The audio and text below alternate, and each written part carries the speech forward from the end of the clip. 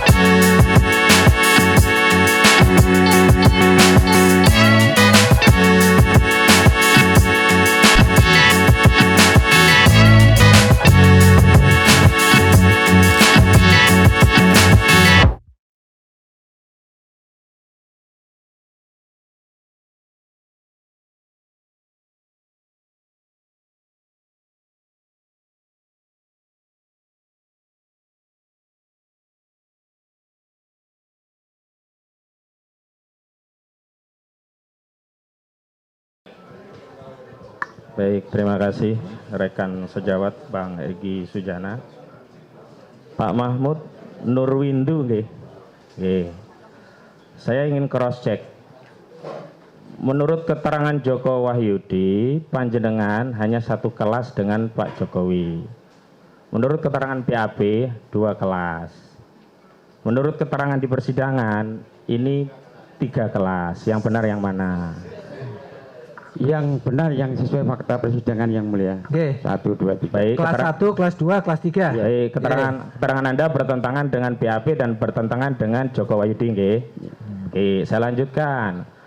Menurut saksi Joko Wahyudi, Jokowi itu tidak pinter-pinter amat kok, biasa saja gitu loh.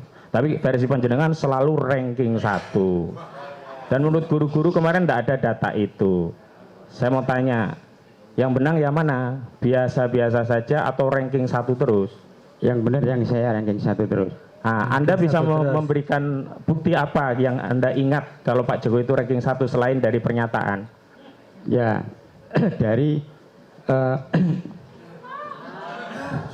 Sebentar, penonton harap tenang ya. Kita ingatkan. Tolong ibu-ibu. Tenang ya ibu-ibu. Ibu-ibu tolong tenang. Nanti saya tidak bisa melanjutkan pertanyaan karena diintercept terus nantinya. Biarkan saya tuntas. Monggo lanjut. Monggo. Ya karena nilainya di atas saya waktu terakhir di STTB. Apakah ada orang lain yang nilainya di atas Anda selain Pak Jokowi?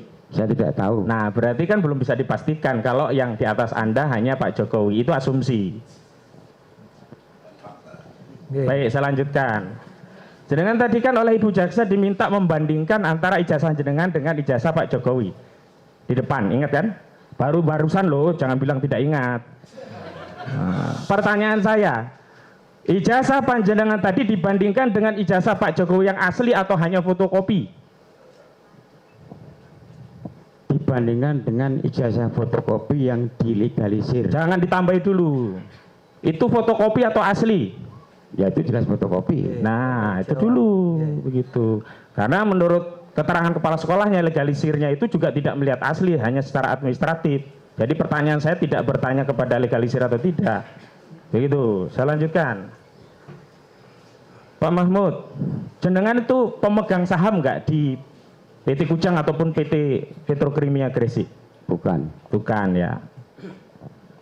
Sebelumnya saya lihat tadi di kurikulum vitae jenengan yang jenengan jelaskan, jenengan tidak pernah punya peran atau pengalaman di urusan pupuk begitu. Bagaimana bisa kok tiba-tiba negara yang punya anak bangsa begitu banyak, ada saya nih, kok saya malah nggak dapat kesempatan jadi komisaris? Kok malah jenengan kok pulungnya bagaimana? Coba jelaskan.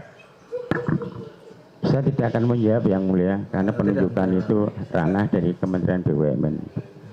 Baik, iya.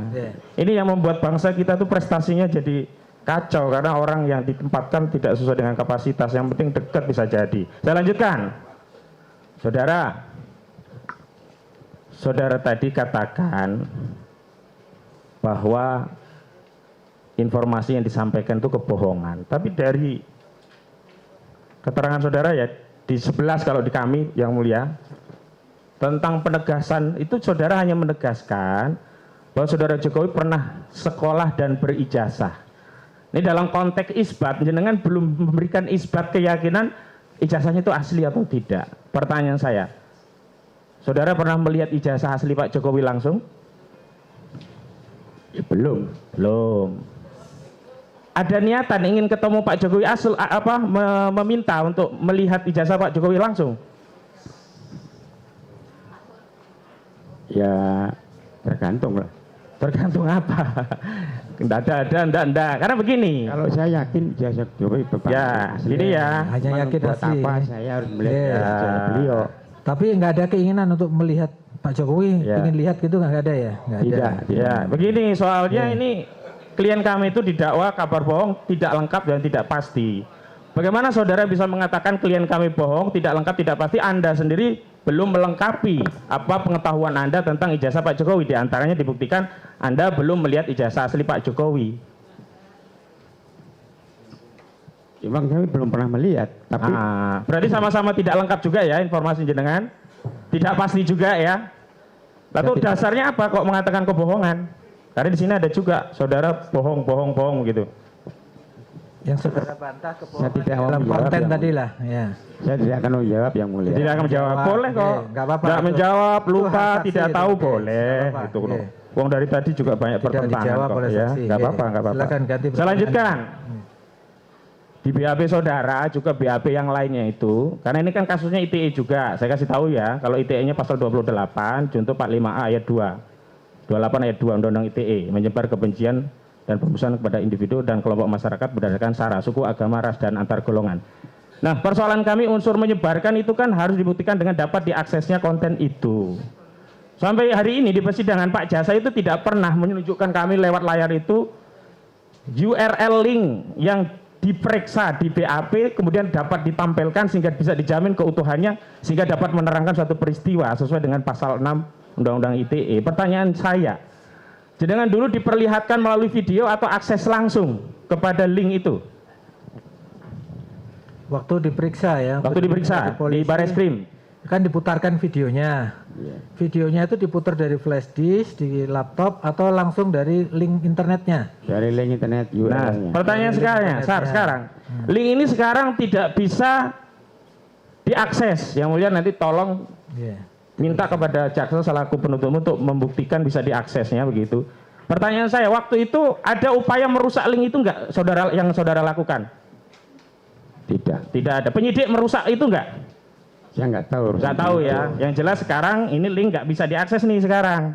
Jadi unsur menyebarkannya di mana begitu. Saya lanjutkan. Saudara, saya masuk juga ke unsur pasal yang lain karena 3 pasal nih kumulatif. Penodaan agama. Saudara sampai menonton nggak pada video itu secara utuh tadi katanya? Iya. Ya, nah saya tanya. Saudara pernah ditanya nggak tentang unsur penodaan agama? Saudara pernah nggak merasa keberatan dengan video itu karena dianggap menyebarkan kebohongan? Karena yang lain-lainnya jawabannya itu semua. Copy paste plek. Jadi kan ada nggak pertanyaan seperti itu? Ya karena isinya tidak sesuai dengan kenyataan. Oh, bukan, pertanyaan saya ada atau tidak pertanyaan seperti itu. Karena di sini tidak ada jawaban Anda. Siapa tahu Anda ditanya tapi tidak diketikkan oleh penyidik. Karena saksi yang lain semua ada pertanyaan itu. Mau saksi SD, SMP, SMA kok rata-rata dipertanyakan itu gitu loh. Ada atau tidak? Jawabannya itu dulu. Ada di pertanyaan. Ada. Nah, kenapa tidak dituangkan dalam BAP? Itu bukan urusan kami, urusan penyidik. Bukan urusan jenengan. Nah, pertanyaan sekarang. Di dalam persidangan ini tolong terangkan apa keterangan saudara ketika dipertanyakan itu. Ya ketika dipertanyakan dengan melihat video itu ya otomatis karena saya lihat itu ada orang bersumpah, kemudian isinya tidak, saya anggap tidak benar, ya, itu aja. Nah, tidak benar itu bohong, begitu? Bohong. Ya. Kalau ada yang bohong, saudara ditunjukkan nggak kabar benarnya oleh penyidik versi lain? Ya. Misalnya nih, penyidik sudah melakukan cek laboratorium forensik terhadap ijazah Pak Jokowi. Diteliti, Pak Mahmud Nurwindo ini kertas asli, tinta asli, hot dari tulisan fontnya asli, sudah kami lab forensik asli, tanda tangan asli, cap jempol asli, bukan pinjem jadi orang lain begitu. Pernah nggak dipertanyakan seperti itu? Saya tidak jawab yang mulia. Nggak pernah ditanyakan nggak oleh penyidik? Bukanan? Saya tidak jawab ya. Oh ya, wes lah, susah aku tidak jawab terus yang lain lah. Susah wes angel. Sekarang giliran dari terdakwa Gus Nur. Nggih. Baik yang mulia. Pertanyaan atau pendapat atas insyaallah. keterangan saksi aja biar nggak terlalu panjang. Insya Allah Nggih. pendapat singkat ya. Nggih, singkat. Mas. Saudara saksi Bapak Mahmud Nurwindo ya. Saya tidak punya niat ya sedikit pun, berpikir aja nggak berani saya untuk mempermainkan Al-Quran. Itu perlu Bapak catat, saya tidak pernah mempermainkan Al-Quran. Dan kalau saya lihat gestur tubuhnya Bapak dari tadi yang gulung-gulung kabel, batuk-batuk, gelisar, saya itu justru saya yang punya keyakinan bahwa keterangan Bapak ini banyak sekali ya kebohongan dan ketidakpastian. Nah untuk itu saya doakan semoga Allah mengampuni Bapak ya. Nah ya, singkat Pak Hakim. Jadi gini Pak Mahmud Nurwindo, sebenarnya saya nggak punya kepentingan di ranah ini. Ini antara Anda dan Mas Bambang Tri ini. Cuma saya ingin meluruskan cara berpikir Bapak supaya Bapak selamat, saya selamat. Sama dengan begini, seandainya saya berapa kuasa hukum? 1, 2, 3, anggaplah ini 7 orang ya. Saya naik mobil bersama teman-teman saya ini 7 orang. Ini tiba-tiba saya nyetir, saya di stop polisi. Saudara, Bapak tolong tunjukkan SIM-nya. Saya di stop Polantas. Terus saya jawab gini, masa Bapak nggak percaya saya punya SIM? Ya mana tunjukkan. Ini teman-teman saya ini dulu pernah ngurus SIM sama-sama, bareng-bareng sama saya. Nah kan nggak menyelesaikan masalah Pak Mahmud. Begitu saya tunjukkan SIM saya, selesai masalah. Nah, jadi yang dibutuhkan sidang ini bukan teman-temannya Pak Jokowi, tapi ijazah aslinya. Nah, seperti bagaimana saya di jalan dimintai SIM yang saya tunjukkan teman-teman saya. Dulu saya ngurus SIM-nya sama ini. Nggak menyelesaikan masalah Bapak Mahmud ya. Nah mudah-mudahan nanti ending dari sidang ini saya berharap, berdoa, bermohon. Ya Allah mudah-mudahan ijazah aslinya datang di pengadilan ini. Kalau begitu saya akan bersujud, saya akan istighfar, saya akan minta ampun, saya akan minta maaf ke Jokowi, saya akan minta maaf ke keluarga besar Jokowi, saya akan minta maaf ke semua sekolah Jokowi, saya akan minta maaf ke semua media. Dan saya siap dihukum apapun resikonya. Kalau ada aslinya.